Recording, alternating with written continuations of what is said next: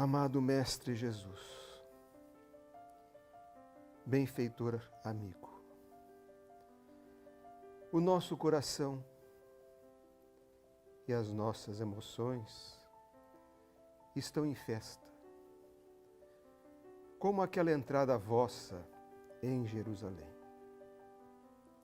Mas sabemos, Senhor, que também nos próximos dias eles serão difíceis. Por isso, queremos nos vincular a Ti, para que possas apacentar as nossas almas, dulcificar as nossas emoções e dar-nos a paz que não temos, Senhor, que não conhecemos e que não possuímos, mas a paz está em vós. Sei então conosco e brinda-nos com a vossa presença, para que a nossa alegria seja a vossa alegria.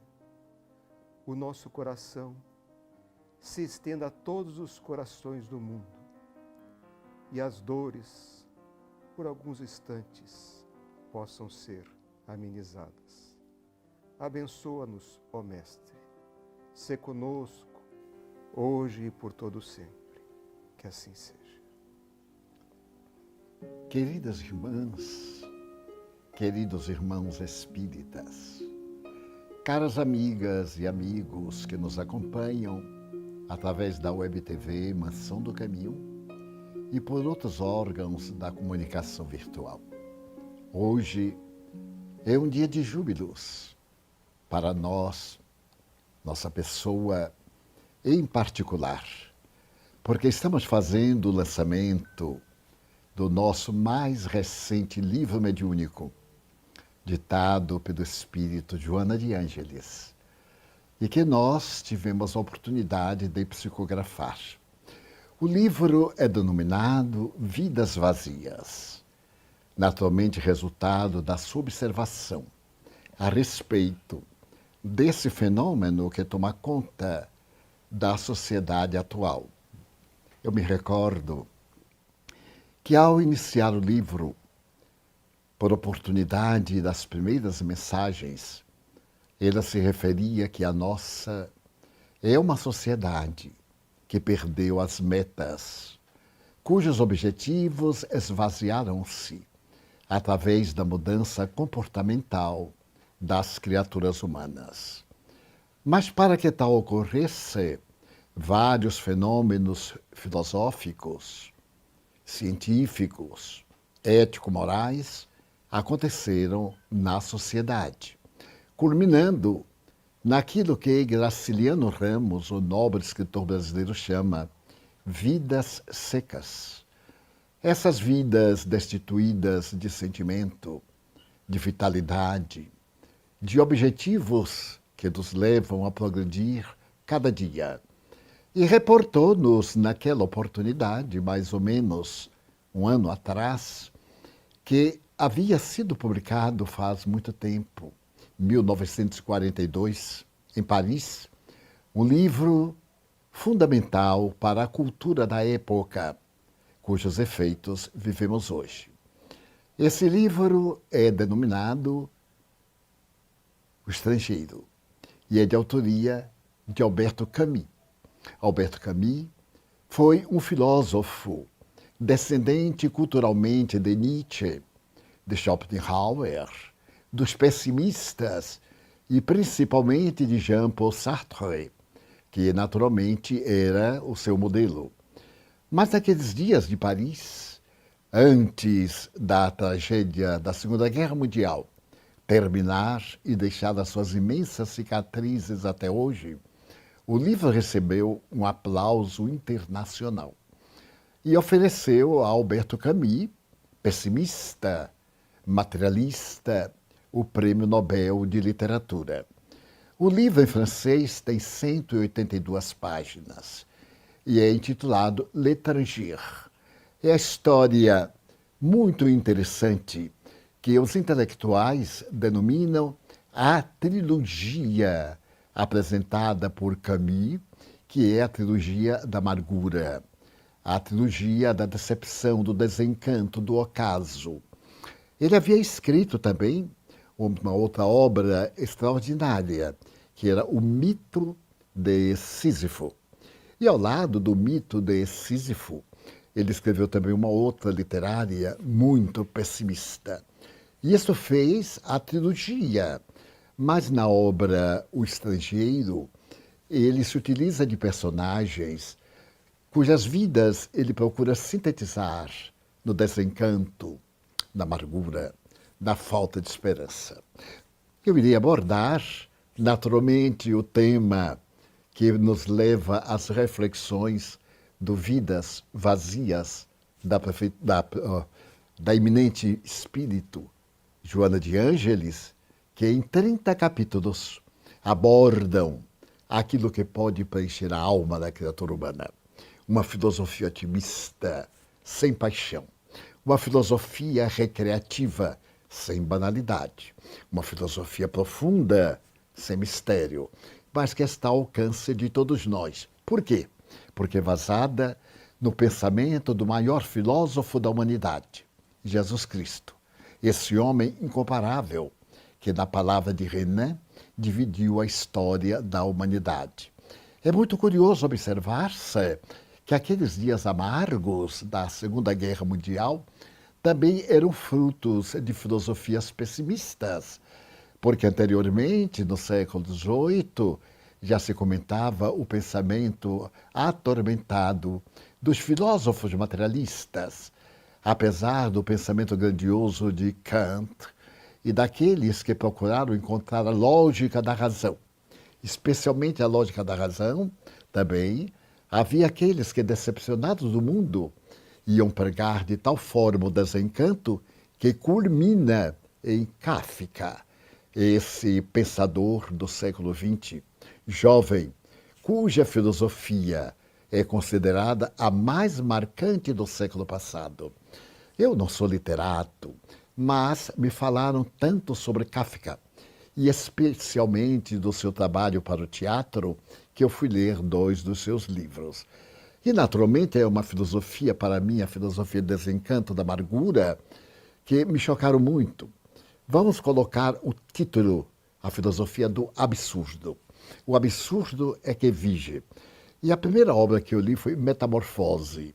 É uma história terrível, porque o indivíduo se transforma em um animal, mas um animal asqueroso dentro de casa.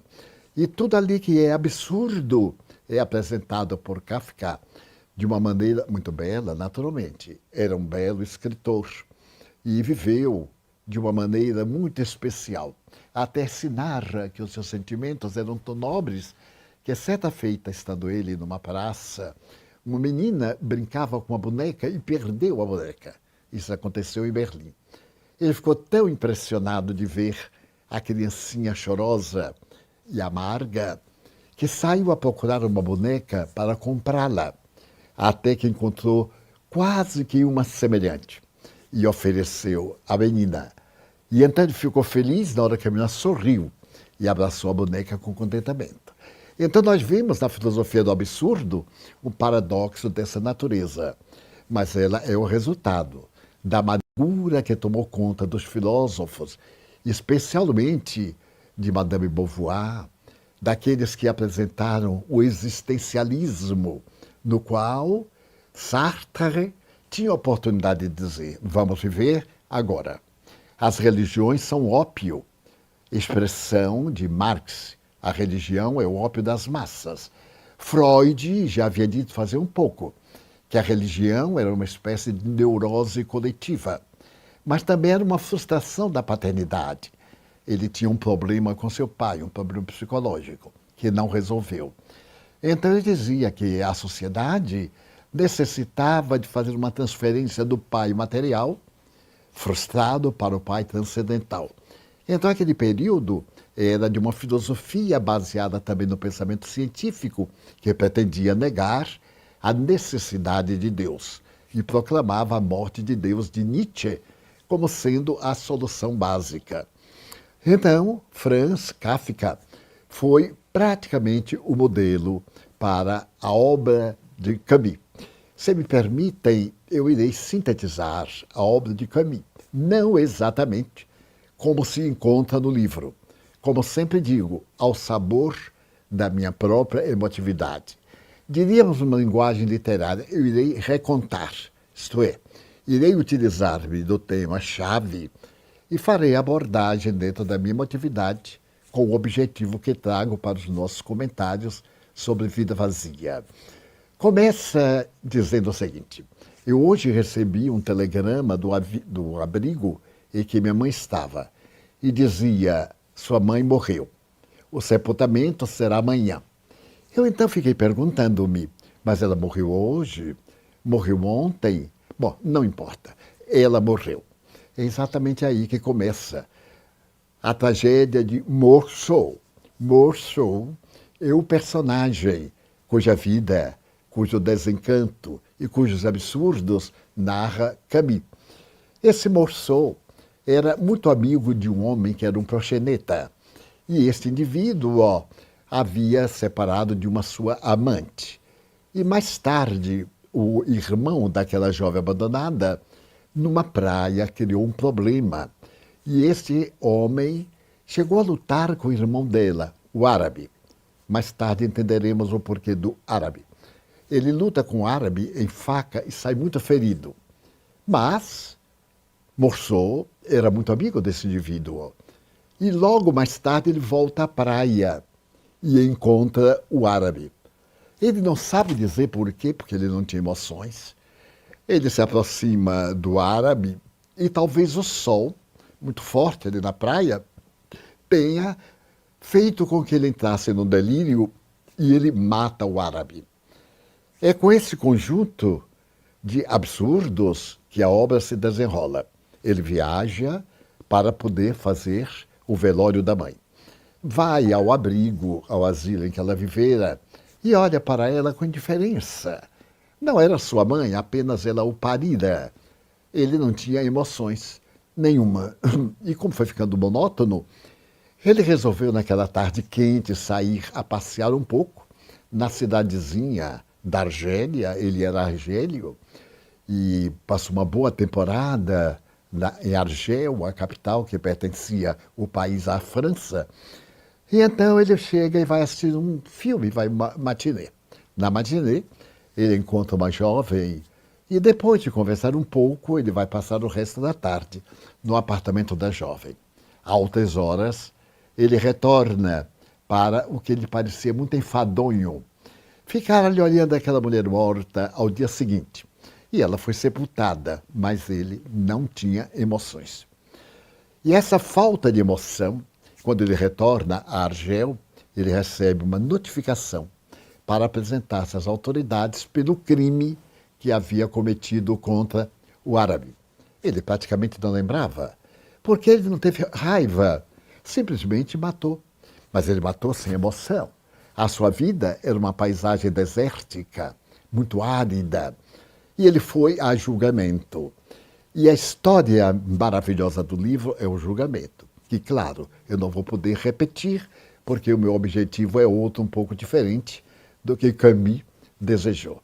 Mas naquele julgamento, chega um momento em que Morceau se sente tão aborrecido que ele tem a impressão que não é ele que está sendo julgado. É como se ele fosse assistente de um espetáculo comum, mas não da sua pessoa. O juiz havia encontrado uma forma de desviar a atenção do público, e ali estava. E então, o homem que o examinava julgava-o com quase impiedade, e sempre se referia à mãe dele. Ele é um desalmado, não sentiu a morte da mãe. Não apresentou nenhum sintoma de sensibilidade, portanto, ele é muito perigoso para a sociedade. E ele começou a pensar, será que eu estou sendo julgado porque não dei importância à morte de minha mãe ou porque matei o árabe? E então voltava o promotor a acusá-lo desse extremo de ser um homem destituído de emoções. E realmente, ele começou a pensar na sua vida. A sua vida havia transcorrido de uma forma muito singular. Quando ele foi estudar na universidade, ele não sentiu alegria, era indiferente. Então isso fazia dele um homem de vida vazia. Não tinha qualquer objetivo. Era um estrangeiro no país de si mesmo. Nem ele se compreendia. Por isso, o julgamento foi monótono, mas ele foi ficando mais ardente quando o promotor, tomado de uma certa ira, porque ele era um mau filho, não porque ele era um homicida, pede a pena máxima. Ele então olha e sorri. O que seria a pena máxima? Matá-lo. Ele já era um morto. Era um morto que respirava. Por fim, quando o juiz, também muito desagradável, levanta o martelo, golpeia a mesa, depois de ouvir os jurados, ele deve morrer. Morrer guilhotinado. E marca a data da sua morte. Ele quase sorriu. O que era morrer guilhotinado? Isso não lhe dizia coisa nenhuma. Ele não tinha nada a perder, mas também não tinha nada a ganhar se continuasse na sua vida. No momento da morte, no dia da morte, ele sai do cárcere para o pátio da prisão. E ali estavam as testemunhas. Nota curiosa que eu acrescento. As testemunhas das mortes alheias são verdadeiros indivíduos psicopatas. Como se podem permitir o prazer de ver o assassinato legal? Porque a pena de morte é um assassinato legal. É a morte do algoz, porque a lei não pôde corrigi-lo, a sociedade não logrou educar. É também um crime. Somente não é considerado crime quando a pena de morte é tornada legal. E então ali estavam as testemunhas patéticas. Indiferentes, elas tinham que dizer que viram quando Marceau foi levado à morte, à pena final.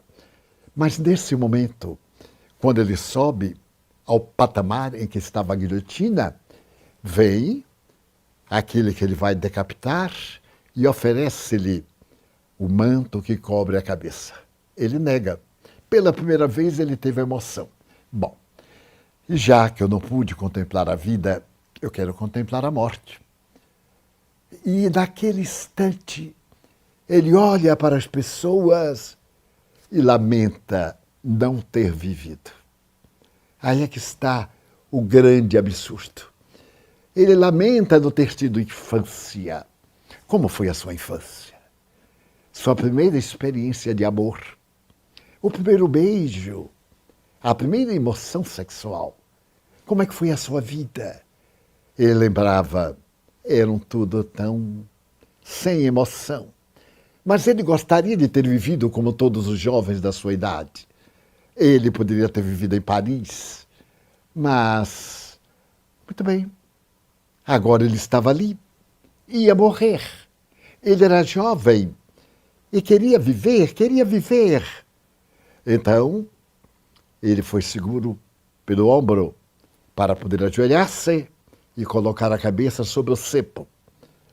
Ele não aceitou cobri-la, então estava com os olhos desmesuradamente abertos e focou aqueles que eram testemunhas da sua morte.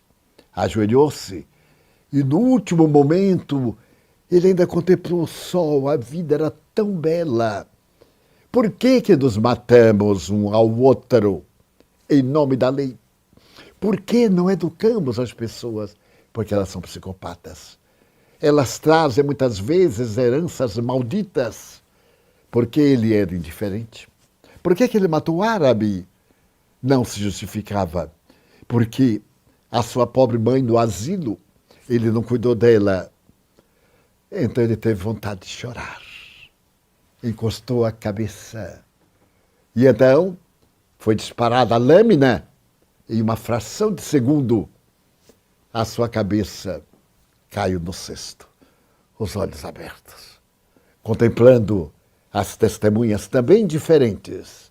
Marceau havia morrido, era um estrangeiro. A obra impactou a sociedade. E quando mais tarde Camus escreveu sobre o mito de Sísifo, que também é uma história grega extraordinária, o homem que ludibriou a morte, Sísifo, quando Zeus decretou a sua morte e ela veio buscá-lo, ele conseguiu fraudá-la, oferecendo-lhe um presente valioso, um colar. Elogiou a morte e a morte, muito vaidosa, permitiu que ele colocasse o colar no seu pescoço. Só que não era um colar, era uma coleira. E ele aprisionou a morte e criou o maior problema para os deuses. Porque a morte aprisionada fez com que os deuses viessem queixar-se a Zeus. Ora, nós vemos Marte se levanta, onde é que nós estamos? E assim por diante, Zeus, enfurecido, manda buscá-lo de qualquer forma. Mas o nosso objetivo não é falar sobre o mito de Sísifo. Ele foi condenado a uma montanha terrível, carregando uma pedra, por muitos séculos, até que foi libertado. Vidas vazias, vazias de objetivos essenciais, vazias de metas fundamentais para a existência. Então, com o pensamento de Kafka, o pensamento de Camus, o pensamento do grande mestre do existencialismo. A guerra era tremenda, ele havia sido partisan, isto é, havia trabalhado escondido a favor da França. Ele era um herói. Este homem, que tanto trabalhou na filosofia, era sobretudo apaixonado pela França. E a guerra entorpeceu-lhe os últimos sentimentos. Porque ele teve a oportunidade de ver nos esgotos de Paris as criaturas fazendo tudo para sobreviver, comendo ratos, perseguindo os animais dos famosos esgotos que mereceram de Victor Hugo uma grande obra literária. Então, tudo isso mostra, e ele tinha a oportunidade de dizer Sartre, para que a ética moral? A religião fala que há uma vida depois da vida, mas não prova coisa nenhuma. Então é necessário viver agora, existir agora, porque senão vem a bomba e tudo se acaba. Ele estava na guerra. Ele via sacerdotes de todas as religiões, pastores, talvez espíritas, católicos, cristãos, venderem suas filhas por uma barra de chocolate aos lutadores franceses, aos americanos, aos alemães. E isto era uma aberração. Ele chegou a ser preso e ali na prisão que ele conseguiu fugir ao lado de outros partisans, de outros salvadores da França. Ele amava demasiadamente esse país encantador das tradições históricas da humanidade, herança da antiga e nobre Gália. Então, em todo este panorama, o existencialismo sobreviveu. E nós herdamos de Sartre a sua filosofia viva hoje, viva agora, porque amanhã, bom, isso não tem amanhã. Então nós avançamos ao depois da Segunda Guerra Mundial. E depois da Segunda Guerra Mundial veio a destruição da família. Os anos 50 do século passado são os anos de 4 rapazes. 4 rapazes ingleses, simples, que gostavam de cantar, mas cantaram uma música modesta. Por exemplo, como era a sua vida na barbearia, na mercearia da esquina. E os Beatles mudaram completamente o ritmo da música. Naquele tempo, os americanos haviam mudado o ritmo dos bailes, acabado com o mito da sensualidade. A dança não era somente para uma emoção sexual, era também um divertimento, um esporte. E o rock and roll nasce. Aqueles rapazes movimentam o mundo. Mas também, logo depois, quando eles estão no auge, vêm os Guns N' Roses. E também essas balas e rosas vêm apresentar uma visão de uma Europa devastada. A juventude arrebenta todas as tradições. Então existe família. Os pais, por sua vez, também não têm vínculos. E os jovens se tornam incômodos dentro de casa. Logo na adolescência, antes da afirmação geral que passa para a fase adulta, eles são, como se criou a palavra, aborrecentes, não adolescentes. Aí a filosofia comportamental se modifica e os pais liberam os jovens para liberar-se também. O sexo predomina nos relacionamentos. A perda do sentido do respeito da família, da ética aos mais velhos, porque todos vamos envelhecer, desaparece. E é, portanto, um período revolucionário. Logo depois veio Woodstock, dos anos 60, para ser exato, em 68. Aquela fazenda de Nova York, que durante 3 dias recebeu 800 mil jovens para o amor, o sexo e a droga. A sociedade havia-se desequilibrado totalmente. E nesse momento os hippies, que tinham ânsia de beleza, não queriam a guerra, queriam a flor. Os Estados Unidos começa a temporada das guerras do Sudeste Asiático. Então, nós vamos ver as grandes batalhas tropicais. A Ásia se torna importante por causa do avanço do comunismo. A América se põe de pé para evitar que o comunismo, que está graçando no sul da Ásia, passe para a América. Então há um desequilíbrio de valores. Em São Francisco, na Califórnia, um notável marxista alemão, que labora numa das melhores universidades de Berkeley, levanta-se e diz: jovens não vão para a guerra. A Constituição americana permite que os jovens se recusem à guerra. Ele vai naturalmente para um outro serviço, não para o campo de batalha, por questões religiosas ou outras. Então não vão para a guerra, vamos fazer o amor. Então nasce a filosofia do amor, a filosofia da flor. E então os beatniks, eles utilizam dessa palavra, que é uma corruptela de beat, com uma adaptação da terminal nik. Então se dá uma mudança total. E essa mudança total investe contra os valores éticos da cultura, propondo o vazio existencial. O grande filósofo latino, Cícero, Marco Cícero, escreveu uma frase notável. A filosofia é a pedra de toque que desgasta o erro e faz brilhar a verdade. Outros dizem que a frase era diferente. A história é a pedra de toque que desgasta o erro e faz brilhar a verdade. Will Durant, ao escrever a sua História Universal, diz que nós não aprendemos nada com a história, porque repetimos os mesmos erros das civilizações antigas. Destruímos-nos. A falta de solidariedade, de respeito à criatura humana, leva ao desprezo, à destruição. Quando nós atingimos um alto nível de cultura, de progresso, nós degeneramos moralmente. Desde a Suméria, a Assíria, a Babilônia, a Caldeia, até o Império Romano e até os impérios modernos. Cada período um país se levanta, cresce, atinge a culminância e depois se derrota pela perda dos valores morais. Aí está ainda hoje a herança do nazismo. Quando terminou a guerra, havia aproximadamente 62 milhões de alemães que sobreviveram. Mas em cada 100 alemães, 90 eram nazistas. E não se podia prender este povo todo, é claro. Os aliados resolveram descobrir qual era a técnica do nazismo.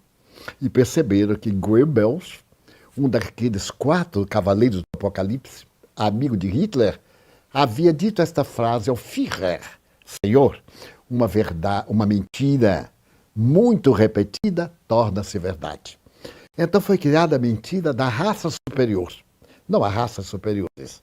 Todas as raças têm a sua própria gênese, que vai culminar naquela primeira mulher que aparece na África e que é denominado biótipo humano. Dela se derivam todas as raças. Então, nós temos o mesmo genes, nós temos a mesma herança. A raça superior é cultural, é uma raça de educação, de ética, de estética, e que tem outros valores tecnológicos, mas normalmente, neste momento dos valores tecnológicos, vem a corrupção moral. E é a corrupção moral que devasta. O Império Romano degradou Nero, e aqueles sequazes que eram tão vis que foram assassinados ou mataram-se. Quando nós nos recordamos da chamada Casa Júlia, de onde saíram indivíduos hediondos, a mãe de Nero matá-la pelas costas, para ver de que ventre havia saído o monstro como ele próprio. Então, este homem era o imperador, e que se atrevia a ser artista. Manda incendiar Roma e canta de um lugar distante, quando ele vê a cidade devastada, para construir a nova cidade. Então é a decadência moral. Jamais me esquecerei de um fato histórico, aliás, que me foi narrado por um espírito muito querido, que quando Cláudio estava no poder, ele era casado com Messalina, que é o biótipo da mulher depravada. Ele era um decadente. E então, ali no Capitolino, o grande bairro do Império, ele oferece para ele uma oportunidade de atender o tormento sexual e autoriza a eleger os 10 melhores cidadãos das legiões. Por sua vez, ele se permite eleger as 10 maiores e mais belas damas do Império, senhoras respeitáveis, jovens, e vão para o palácio e cada um se entrega à orgia. Muito cedo, pela manhã, às 5 horas, ele sai cambaleante da alcova e vai saber de Messalina, sua esposa sim, e pergunta, vê-la deitada, cercada dos loucos apaixonados, e ele lhe pergunta, então, satisfeita? E ela dá uma resposta ultrajante, não, cansada. Então, o Império Romano desabou. Vieram as tragédias, a decadência, a divisão. Império Romano do Oriente, Império Romano do Ocidente, e hoje a Itália, com todo respeito, não nos faz lembrar a grandeza do país que dominou o mundo há aproximadamente 2000 anos, ou 1900 anos, e etc. Então, os direitos humanos foram libertando-nos das paixões do ódio, das diferenças étnicas, das diferenças de conduta, das diferenças de necessidades hormonais, de necessidades emocionais, de necessidades espirituais. Mas tudo isso deveria ser em padrões éticos. Eu noto muitas vezes determinadas secções, determinados grupos minoritários defenderem a sua tese de tal forma que toda a humanidade está errada ou é deformada. E aquela minoria não está certa. Não, é exatamente assim. Nós estamos aí, entramos na visão espírita, no mundo de provas e de expiações. O corpo é um patrimônio sagrado que a divindade nos dá para podermos evoluir, mas também nos dá o prazer, para ser um estímulo para a nossa evolução e não para poder nos escravizar exclusiva e totalmente às raízes da sensação. Nós éramos sensação, instintos básicos, comer, dormir, fazer sexo. Passamos à emoção. E o Evangelho, segundo o Espiritismo, diz com uma beleza extraordinária a respeito da lei da reencarnação.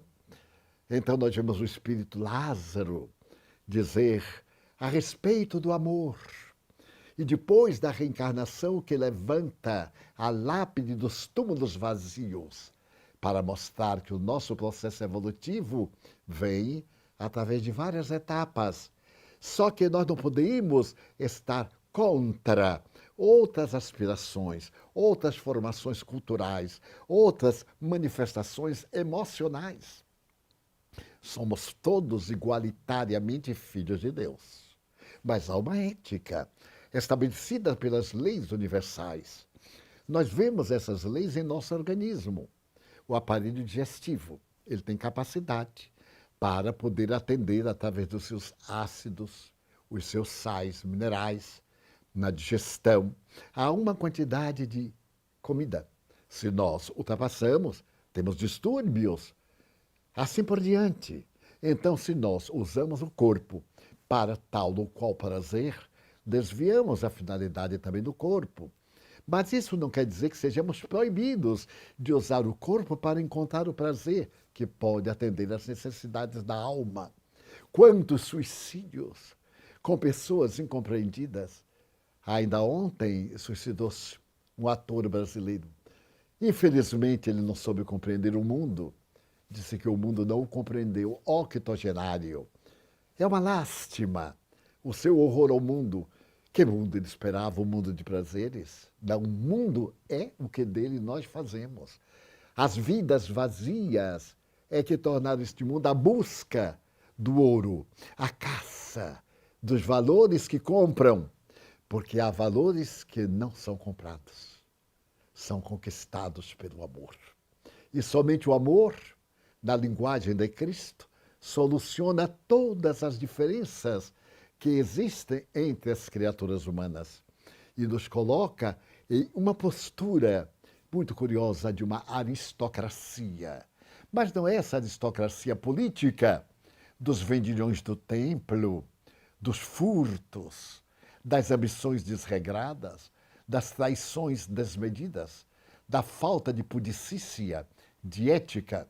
Allan Kardec fala desses tributos morais. Nós somos diferentes em valores éticos. Dois gêmeos univitelinos.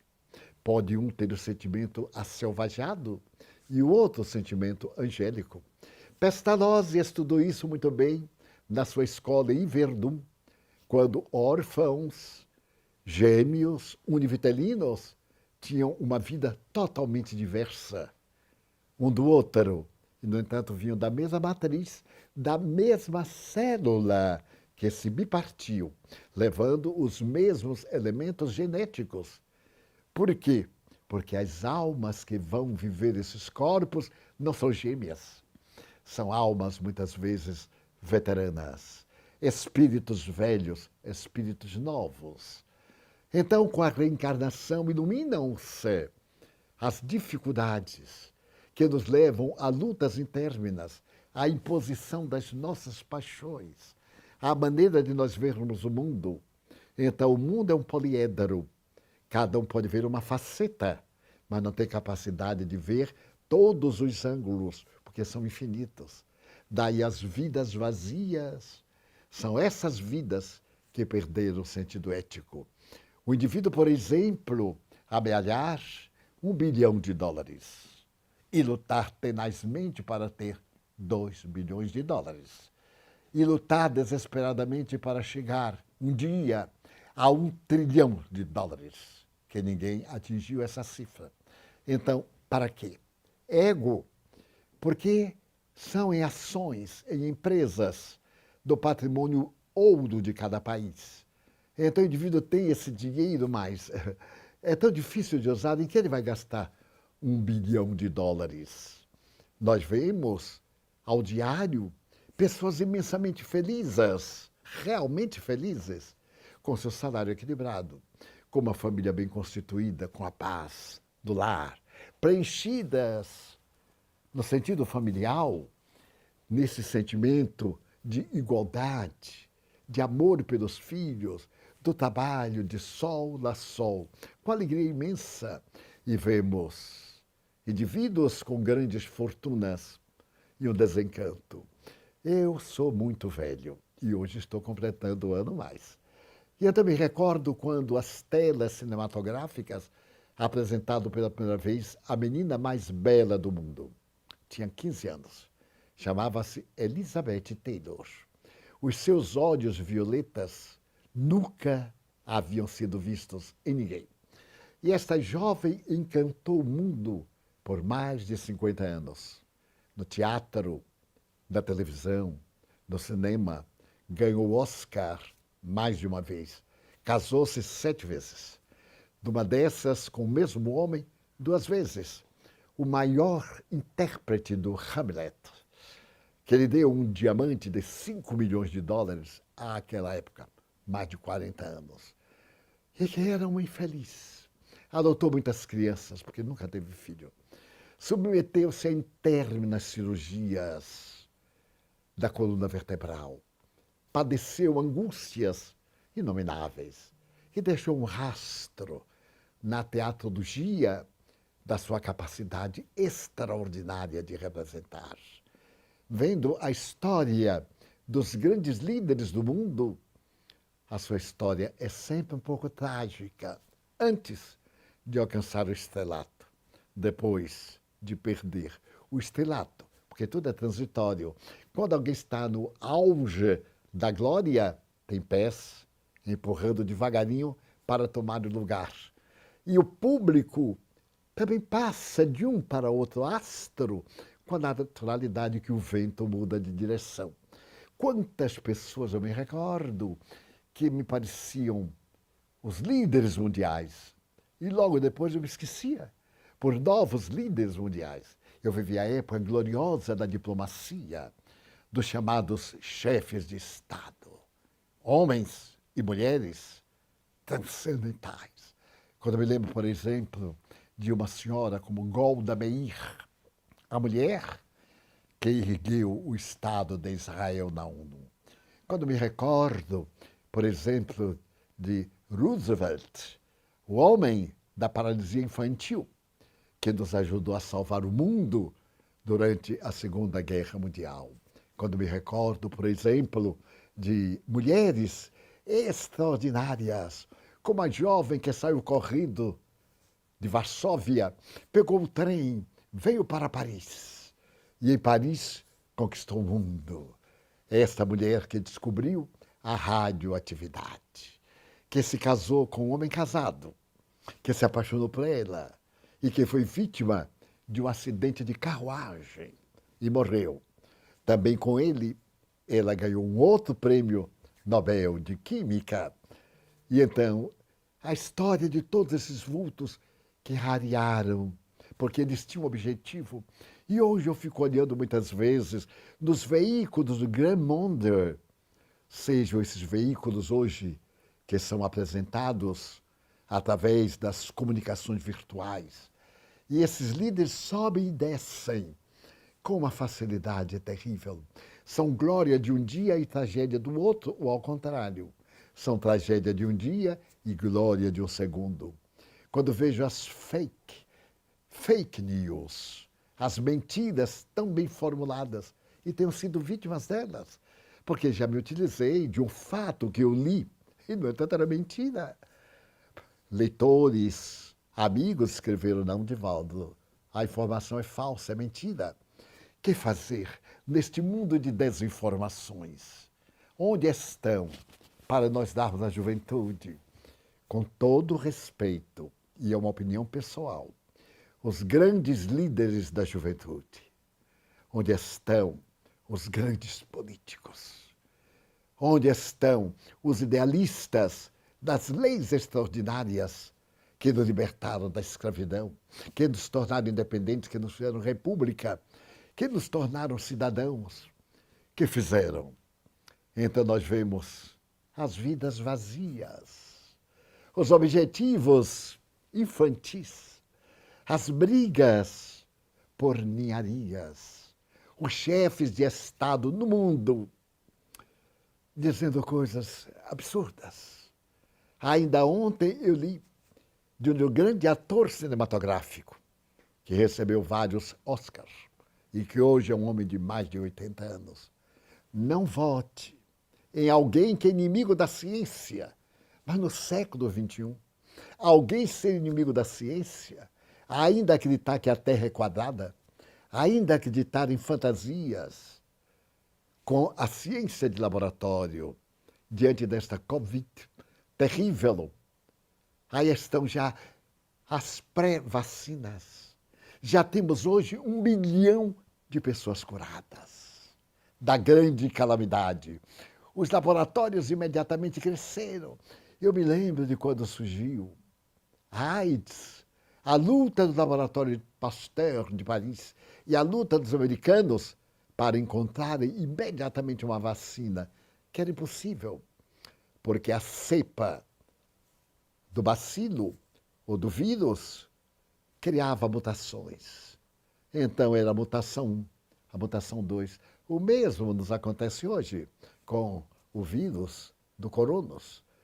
É necessário, então, nós buscarmos estimular esses heróis da linha de frente que estão expondo a sua vida por nossas vidas.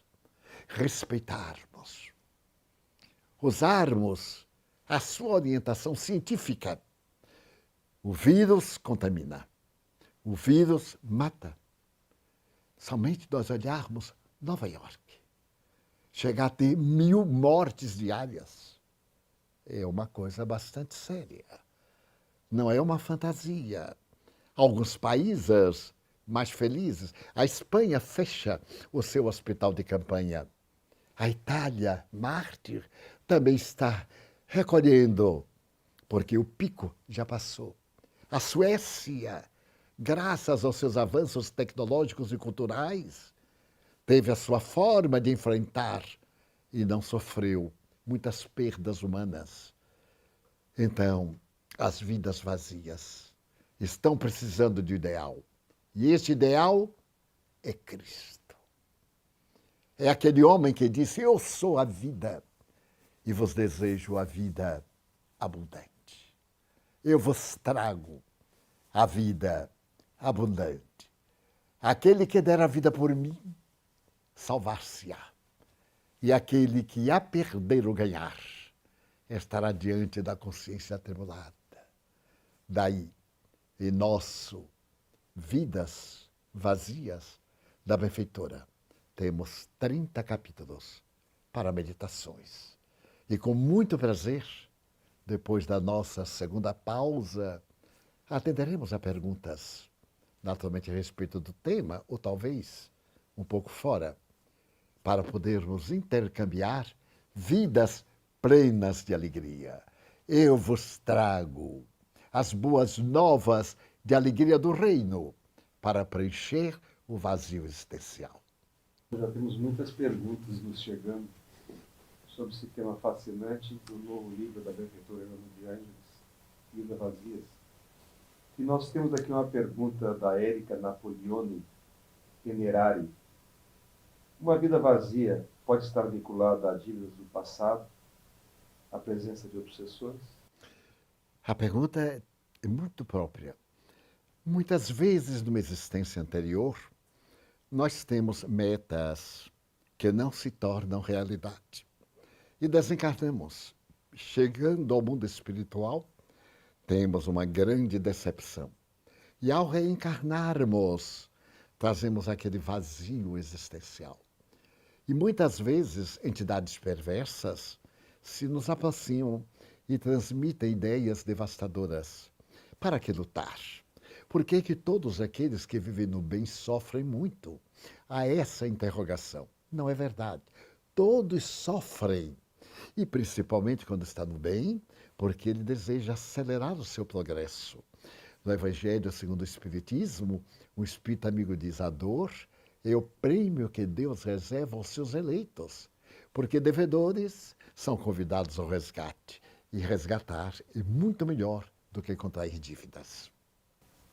Muito bem. Nós vamos agora aqui uma segunda pergunta de Camila Rocha.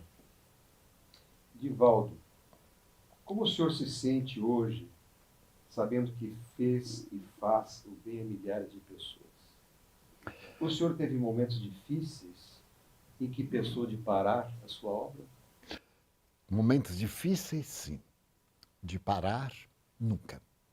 Eu tenho pedido aos meus amigos agora no crepúsculo, se alguém lhes perguntar, por acaso, no futuro, vocês que viveram comigo, que moram aqui na Mansão do Caminho, que me conhecem na intimidade, porque é na intimidade que a gente conhece as pessoas, que moram aqui há 40 anos, convivem com os meus bons e os meus maus momentos. Eu gostaria que, ao referir-se a mim, dissessem apenas uma coisa: Divaldo perseverou até o fim. Nunca me veio a ideia de desistir. Aconteceram problemas e acontecem, ainda hoje, e acontecerão até o momento da libertação carnal, porque é um mundo de provas. Eu me acostumei. Confesso publicamente que se a desencarnação chegar amanhã, não levo nenhuma mágoa. E espero que se há alguém eu gerei mágoa, que me perdoe. Não foi voluntário. Porque o Espiritismo é o oxigênio da minha alma. Me deu tanta vida, tanto discernimento, que eu sou uma pessoa realmente feliz. Mas nos momentos mais difíceis, sempre perseverei. Porque eu compreendi desde cedo que o Espiritismo era o cristianismo de volta. E como os cristãos primitivos não foram compreendidos, nós, os cristãos espíritas, também não seríamos compreendidos dentro da própria casa. É natural. Se nós ouvirmos o diálogo entre os discípulos, também eles tinham suas dificuldades. Eram homens, eram mulheres que acompanhavam Jesus. Tinham as suas tricas, tinham as suas intrigas, tinham seus conflitos. Mas a figura do mestre era a bandeira de luz e de sustentação. Divaldo, uma nova pergunta de Krishna Mohini. Como preencher nossas vidas vazias? Procurando servir. Há um slogan do Rotary Club. Quem não vive para servir, não serve para viver. Eu respeito muito esse slogan. Porém, se eu fosse escrevê-lo, eu diria: quem não vive para servir, ainda não aprendeu a viver. Porque servindo, a gente encontra a razão de viver. O objetivo. Nossa vida é obrigada a ter uma meta. Se eu pretendo no esporte, eu tenho que fazer do esporte a minha meta.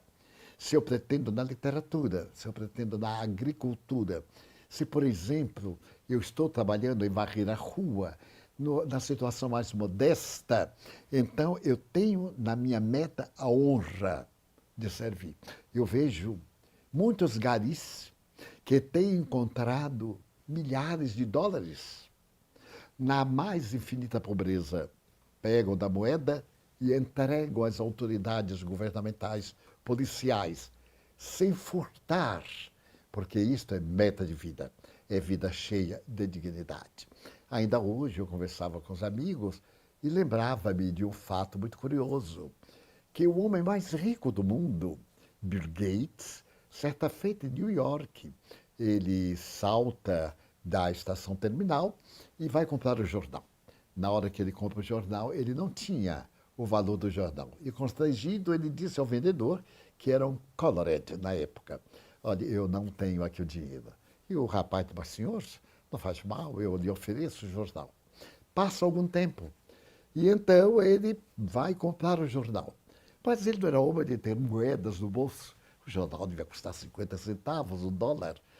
E ele se embaraça novamente e o homem diz: mas eu ofereço ao senhor. Não, mas não pode, você ganha disso. Sim, senhor, mas eu posso me permitir o prazer de oferecer o jornal.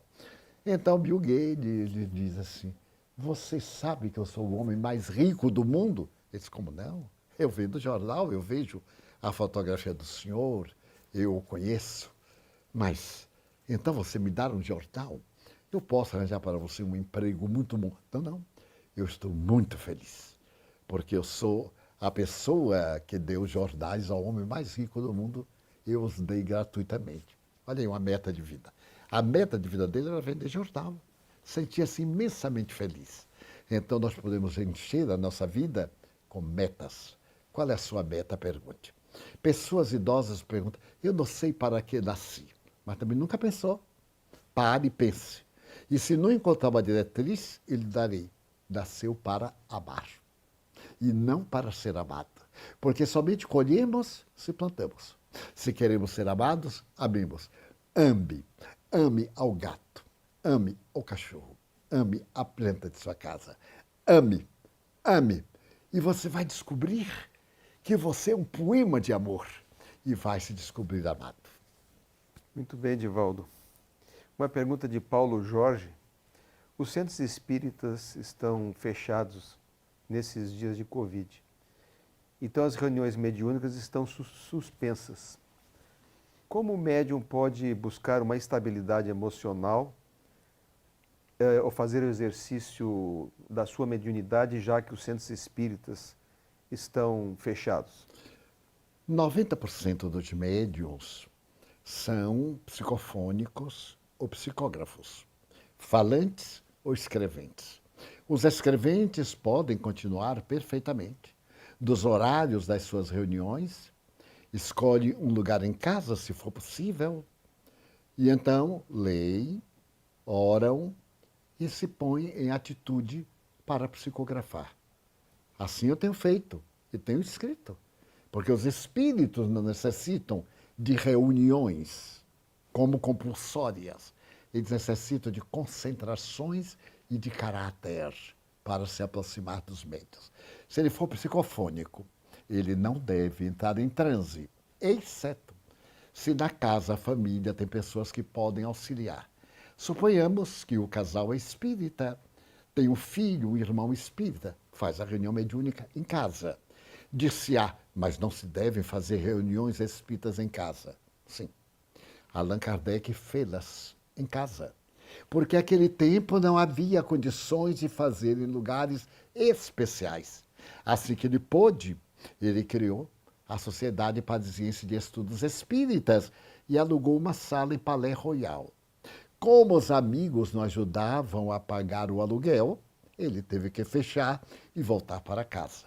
Nesta circunstância, pode-se fazer a reunião mediúnica em casa, num quarto, numa saleta especial. Aqui na mansão, nós, os residentes, reunimos nos dias das reuniões mediúnicas em uma sala quase que totalmente reservada para isso, e as sessões são perfeitamente normais.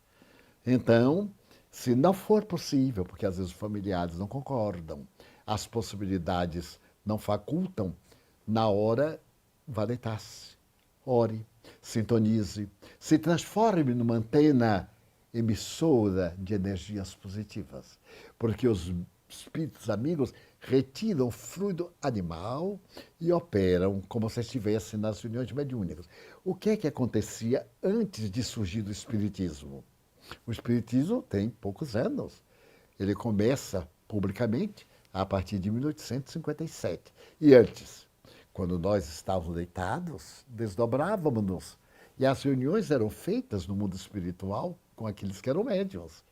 Leia-se toda a obra de André Luiz, a obra de Manuel Filomeno de Miranda, a obra da médium Ivone Amaral Pereira, e veremos que a reunião com os encarnados, que colaboram com o seu fluido animal para que os espíritos possam morrer, isto é, estão muito vinculados à matéria. E no choque anímico da comunicação, eles experimentam o fenômeno da morte e são orientados.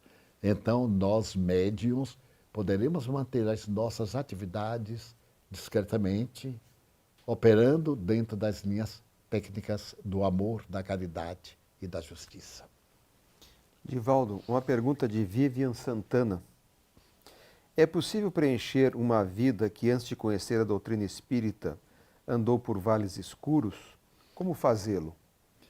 Colocar a luz no vale da escuridão. Bem-aventurado aquele que veio pela estrada de trevas. Poderíamos aplicar aqui o mito da caverna de Platão, das pessoas que viviam dentro de uma caverna e eram iluminados por uma fogueira e só viam sombras. Até o dia em que um jovem, vendo o orifício, saiu da caverna e descobriu o mundo. Então, como preencher a vida? Retificando os erros que cometeu de uma maneira saudável, positiva, discreta. Procurar fazer o bem e encontrar nestes dias em que está compulsoriamente em casa, numa boa leitura, fixações de caráter. Tome como meta alguns valores. Eu, por exemplo, sigo muito aquilo que Jesus dizia. Do que vos adianta salvar o mundo e perder a própria alma? Eu vejo pessoas preocupadas em converter os outros. Confesso que nunca tive essa presunção. Vou divulgar. Quem quiser, bem. Quem não quiser, bem. Muitas pessoas vêm e me dizem assim, mas me convença de ganhar absoluto. Não tenho esse interesse. Eu sou um convencido, sou um convicto. Você também o é. Então, viva ética, moralmente. Isto sim. Isto eu transmito. Não há nada que justifique uma vida depravada, uma vida vulgar. Então, procure fazer qualquer tipo de bem. Escreva, faça telefonemas a pessoas que estão doentes, mande uma mensagem de ternura. Nós temos 1000 coisas a fazer.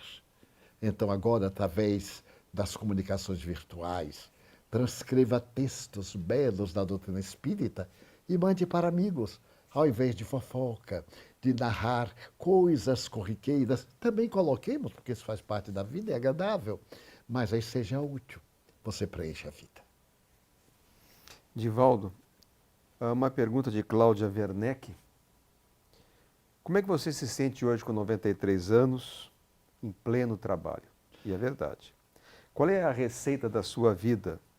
Como é conviver com Joana de Ângeles? A receita é um pouquinho severa, porque é uma questão de disciplina. Quando me tornei espírita, o espiritismo é tão fascinante, é tão glorioso para mim, que eu lhe vou dizer com toda a alma.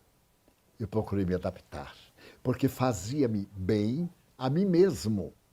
Mesmo nos dias difíceis, eu compreendia que estava resgatando. E a vida de todos nós, sem exceção, é feita de problemas, que são desafios para nós evoluirmos. Ao chegar aos 93 anos de idade, eu sempre faço um retrospecto, eu sempre faço uma psicoanálise de mim mesmo, uma autopsicanálise, e descubro cada dia imperfeições. E lamento muito, porque o meu objetivo não é salvar os outros, é me salvar. E ajudar os outros a se salvarem. Lhe confesso que tenho perdido vários amigos que ficam magoados, porque eles têm a sua meta. Mas eu fui convidado por Joana de Ângeles para servir Jesus. E então, primeiro, Jesus. Kardec que me ensinou a compreender e a amar Jesus. As obras básicas. Não admito apêndices. Essas ideias de médios, de pessoas para completar a obra. Que é isto? A obra veio completa. Para desdobrar, para ampliar, para aprofundar? Sim. Kardec o disse, que a obra, a doutrina, era progressista.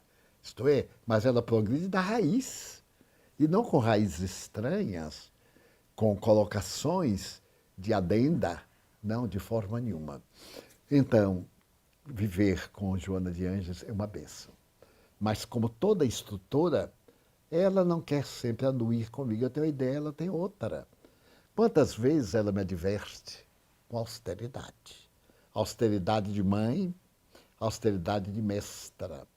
A ponto de dizer assim, mas nossa, a senhora pensa que é fácil viver aqui? E ela me diz, mas eu vim daí, meu filho. Você não é o único que vive, todos nós vivemos. E eu deambulei muitos anos, eu conheço. E aqui estou, porque também me equivoquei. E não desejo que você se equivoque. Agora, confesso que tenho nela uma mãe generosa, amiga das horas muito difíceis. Todos nós temos horas muito difíceis. Ainda mais eu que elegi ser celibatário, ter os filhos da humanidade, ter os amigos que são meus irmãos da humanidade.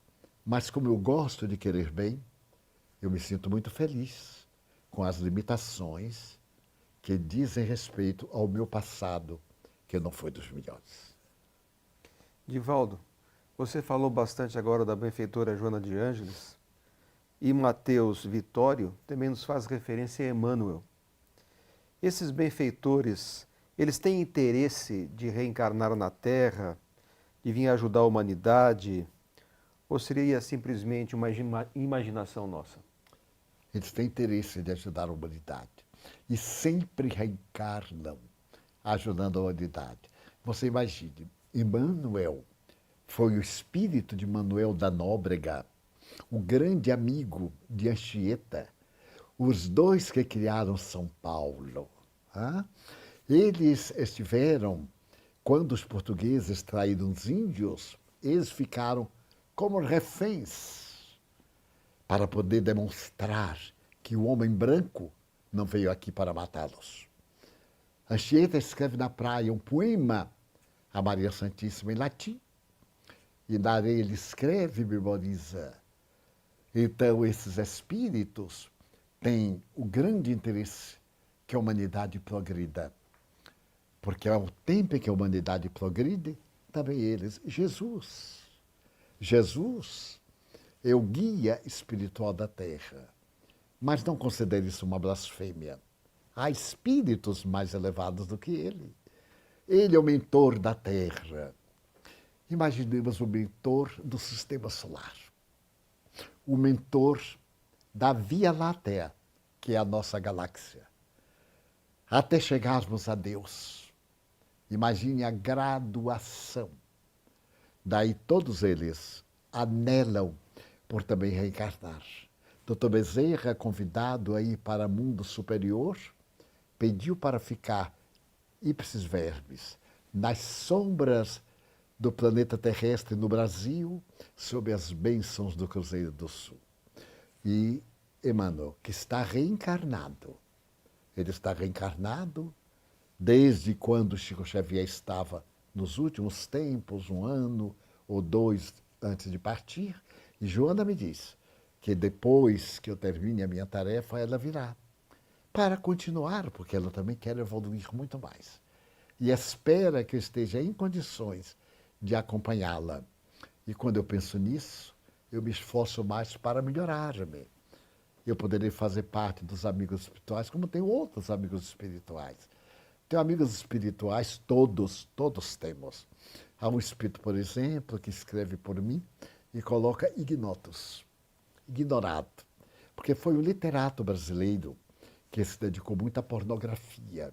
Ele escrevia para ganhar dinheiro, uma boa literatura, e depois escrevia uma literatura chã. Quando chegou no além, que ele percebeu, então ele vem agora anonimamente escrever de uma forma compensadora. Veja que coisa linda. Daí todos estamos na lei da reencarnação, menos Cristo, que somente encarnou uma vez e nunca mais. Divaldo, uma pergunta de Vitor. Como devemos agir para viver totalmente o Evangelho? Nos tornar vivenciadores totais das máximas e servos do Senhor?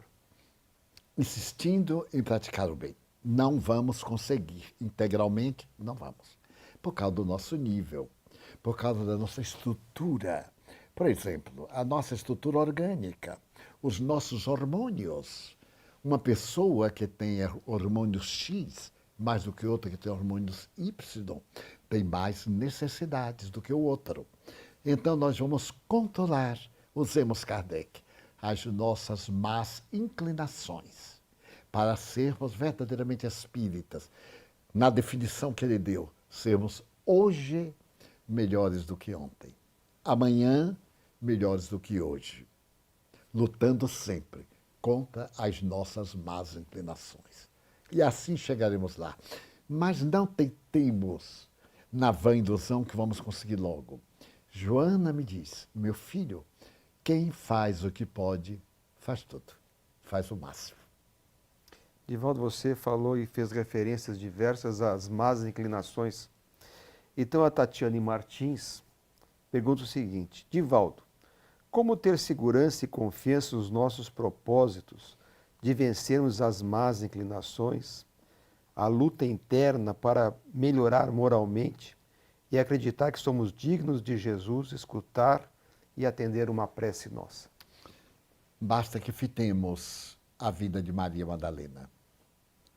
Ela viveu atormentada a ponto de dizerem que era portadora de 7 espíritos, porque tinha muitas crises. Nessas crises, ela ficava tomada. E naqueles dias terríveis, ela não atendia a clientela. Quando ela viu Jesus, Pela primeira vez, um homem olhou para ela sem desejos. Era o amor que ela buscava. Todos nós temos necessidade desse amor. Uma pessoa nos querer bem, simplesmente nos querer bem. Quem é de nós que não quer? E se puder transformar isso no amor, muito melhor. Então, quando nós começarmos a vencer as deficiências, a inveja, o ciúme, o ódio, o amor próprio, essas carantonhas do ego, as tendências do furto, do prazer exorbitante, de ser melhor do que os outros, de caluniar, de se vingar, quando nós formos vencendo, que bem que nós vamos sentir. Eu li uma frase na internet que achei formidável. Diz assim: quem não perdoa, experimenta o prazer da vingança naquela hora. Mas só naquela hora. Quem perdoa tem o prazer da vida inteira. Porque não carrega lixo mental, não carrega ressentimentos, banalidades. Nós temos momentos em que nos equivocamos, depois vamos acabar com essa bobagem, vamos ver bem para nós, porque somos todos pessoas com imperfeições. Daí a imperfeição está aqui para a gente corrigir. Por isso, eu lhe digo, com esses 93 anos de experiências humanas, 75 de vida pública, de contactos humanos em 70 países diferentes, 71, aliás. As criaturas somos as mesmas. Diferimos em nome e endereço, mas todos nós temos sede de amor, de ternura e de autorreforma. Então se esforce, diga de si para consigo: Maria Madalena, a partir de hoje, eu vou simpatizar mais com meus inimigos. Vou ter um pouco mais de tolerância. Vou me resignar mais. Comece pelo pequeno. Não vá atender o desafio maior. Não, pequeno. Eu soube que fulana falou de mim. Que bom. Não vou dar importância porque também falo mal dela. E assim nós vamos resolvendo e vamos encontrar essa Shangri-La. Foi um filme lindo que eu assisti há 60 anos. Shangri-La, esse paraíso dentro de nós mesmos. Divaldo, uma pergunta que seria até um esclarecimento. Nós estamos hoje lançando a sua última obra de psicografia da benfeitora Joana de Ângeles. E quando a gente diz assim, última, o pessoal pensa que é a última sua. E nós sabemos que não é a última, né? Mas seria bom que você esclarecesse as suas psicografias, os seus livros futuros, a sua atividade, o seu trabalho que você vem desenvolvendo e que esse, naturalmente, não é o último livro. Em verdade, não. Agora mesmo, essa semana, eu comecei um novo. Manuel Filomeno de Miranda, vendo a nossa aflição terrestre. Ele me apareceu há 2 noites e me levou a uma região de sofrimentos humanos. E ali ele mostrou o que os benfeitores estão fazendo por nós. Quem estiver padecendo da epidemia, não desespere. Há almas generosas e grandiosas que tomam conta de nós. Espíritos nobres, sob o comando de Jesus Cristo e de Ismael, aqui no Brasil e no mundo, cada benfeitor espiritual. Eles estão guardando-nos. E então Filomeno me disse: meu filho, você gostaria de me ajudar, me permitir? Eu digo: gostaria, sim, senhor. E ele começou um livro. Começou esse livro no domingo último. Já escreveu 2 capítulos, porque são muito longos os capítulos, mostrando como eles interferem em nossas vidas, como eles nos ajudam. Nota que coisa. Mas eu tenho um livro também de Victor Hugo, que eu estou quase terminando. Naquele tempo ele pedia várias horas, eu não podia. Mas agora, com esse maravilhoso momento de quarentena, graças a Deus, só lamento a quarentena por causa da perda de empregos de muitas pessoas. Deus há de inspirar-nos, às dignas autoridades e a nós mesmos, para que isso seja resolvido o mais rápido possível.